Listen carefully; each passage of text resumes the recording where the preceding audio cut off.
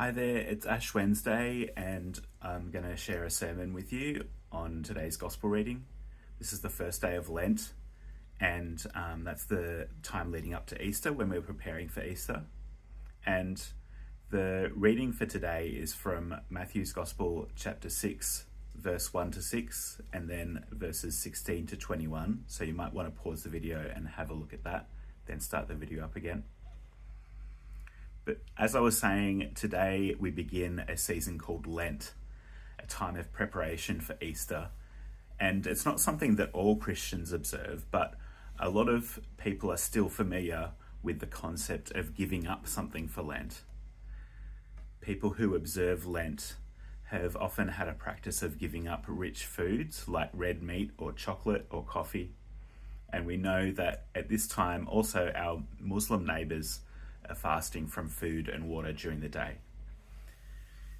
In contrast to that practice of giving something up, I've heard of some Christians taking up a practice for the season of Lent.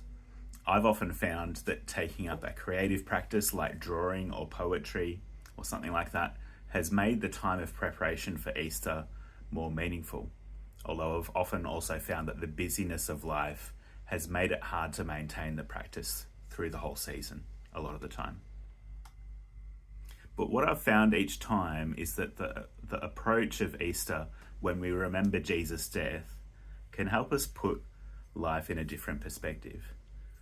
Since we know that death is coming at Easter, it leads us to ask the question, what is life all about? What do I want to be spending my life doing? The absence of something enjoyable like chocolate or caffeine can lead us to ask, what could grow in the space that I've cleared in my life? And whatever tradition or worldview we come from, we all know that the time that we have is limited. And that awareness might lead us to ask, how do I want to spend the time that I have? What is actually going to make me feel like I've made the most of my life? We might have got the impression in the past that Lent is a time of suffering or punishment when we compete with others to show how difficult our practice is.